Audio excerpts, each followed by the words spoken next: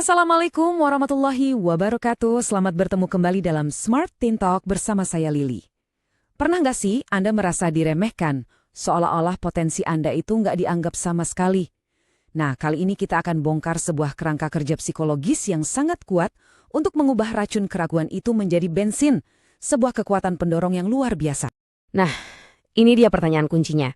Karena, untuk bisa menemukan penawarnya, kita harus paham dulu dong racunnya itu apa. Kenapa sih diremehkan itu rasanya bukan sekedar kritik biasa, tapi seperti serangan langsung ke jantung pertahanan diri kita. Yuk, mari kita bedah anatominya. Oke, untuk mendiagnosis racun ini, kita nggak bisa sembarangan. Kita akan merujuk langsung ke pakarnya. Ada seorang peneliti terkenal, Dr. Brené Brown, yang memberikan nama yang sangat spesifik untuk rasa sakit yang menusuk ini. Dan perasaan itu ternyata namanya adalah shame atau rasa malu. Tapi ini bukan sekedar kecewa biasa loh. Menurut Brown, shame adalah keyakinan yang menyakitkan bahwa kita ini cacat, bahwa kita ini nggak layak diterima. Jadi serangannya bukan pada apa yang kita lakukan, tapi pada siapa diri kita. Dan coba deh perhatikan perbedaan krusial di slide ini. Benar-benar jelas banget. Di sebelah kiri ada rasa bersalah atau guilt. Fokusnya itu ke perilaku. Oke, saya melakukan kesalahan. Sesuatu yang bisa kita perbaiki. Tapi lihat yang di kanan. Shame, ini yang bahaya. Dia menyerang langsung ke identitas kita. Saya adalah sebuah kesalahan. Nah, pergeseran dari melakukan ke adalah, inilah yang bikin kita rasanya lumpuh total. Nah, saat kita disuntik dengan rasa malu ini, kita seolah berdiri di sebuah persimpangan mental yang krusial. Mau belok kiri atau belok kanan? Ke kiri, kita pasrah menerima vonis. Ke kanan, kita justru melihatnya sebagai umpan balik. Pilihan yang kita ambil di sini, percaya deh, akan menentukan segalanya. Konsep persimpangan ini dijelaskan dengan sangat-sangat brilian oleh Dr. Carol Dweck dalam teorinya tentang pola pikir atau mindset. Coba bayangkan ini sebagai semacam sistem operasi di dalam pikiran kita yang memproses semua tantangan dan kritik yang masuk. Nah, ini dia intinya teman-teman. Dengan fixed mindset atau pola pikir tetap, diremehkan itu dianggap sebagai vonis final. Titik. Oh, ya udah, inilah batasan saya. Tapi, kalau kita pakai growth mindset atau pola pikir bertumbuh, ceritanya jadi beda banget. Itu jadi umpan balik, jadi data. Pertanyaannya langsung berubah jadi, oke, ini menarik. Apa yang bisa saya pelajari dari sini? Ini jadi titik awal, bukan lagi titik akhir. Oke, pertanyaannya sekarang, gimana caranya kita menginstal sistem operasi growth mindset ini? Nah, kita butuh dua alat utama. Pertama, perisai untuk bertahan dari serangan, dan kedua, mesin untuk terus maju. Yuk, kita mulai dari perisainya dulu. Perisai kita ini kita pinjam dari filsafat kuno yang luar biasa kuat, Stoicism. Konsep utamanya adalah dikotomi kendali. Kedengerannya rumit, tapi prinsipnya super simpel. Bedakan secara tegas, mana yang bisa kita kendalikan dan mana yang tidak. Opini orang lain, itu di luar kendali kita. Tapi, respon kita terhadap opini itu, nah, itu 100% ada dalam kendali kita. Coba lihat visual ini, jelas banget kan?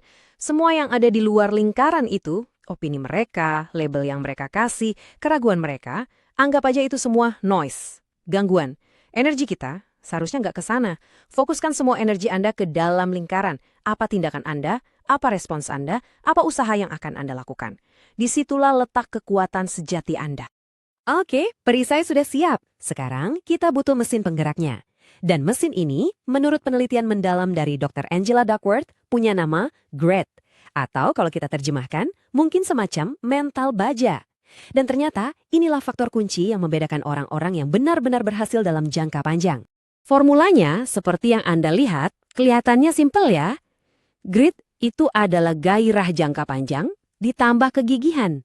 Nah, disinilah momen alkemisnya saat kita benar-benar mengubah racun jadi bensin. Saat seseorang meremehkan Anda, itu bukan lagi jadi tembok penghalang. Justru, itu jadi bahan bakar oktan tinggi untuk bagian kegigihan Anda. Keren kan? Oke, sekarang kita sampai di bagian yang menurut saya paling mind-blowing. Bagian yang bisa mengubah seluruh permainan.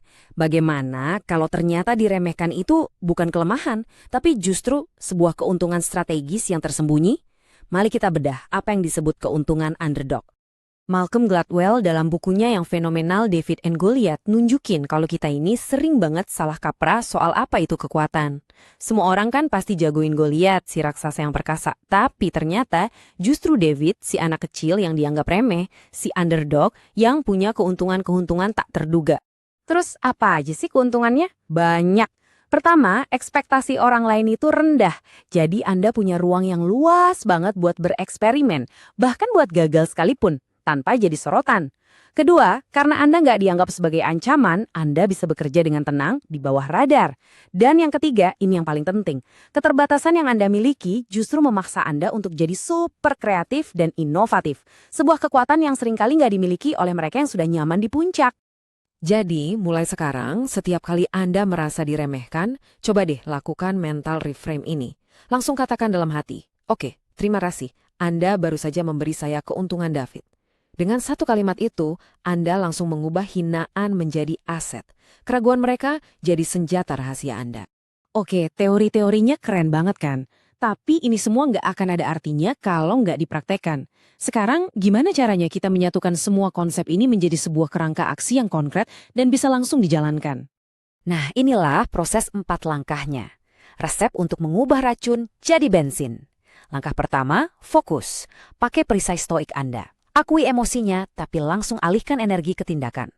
Langkah kedua, analisis. Gunakan growth mindset Anda. Perlakukan keraguan itu sebagai data mentah. Langkah ketiga, eksekusi. Nyalakan mesin grit atau mental baja Anda. Bekerja dalam diam, bangun kompetensi. Dan terakhir, langkah keempat, buktikan. Manfaatkan keuntungan underdog Anda. Biarkan hasil kerja Anda yang bicara. Jadi, pada akhirnya, poin utamanya adalah ini. Diremehkan itu bukanlah sebuah vonis mati, bukan akhir dari segalanya. Justru sebaliknya, seperti yang tertulis di sini, itu adalah sebuah undangan. Undangan untuk masuk ke arena, untuk bekerja keras, dan untuk membuktikan bahwa penilaian mereka salah besar. Semoga paparan kali ini bisa menambah value kepada semuanya. Tetaplah semangat untuk mengembangkan potensi diri. Sampai jumpa. Wassalamualaikum warahmatullahi wabarakatuh.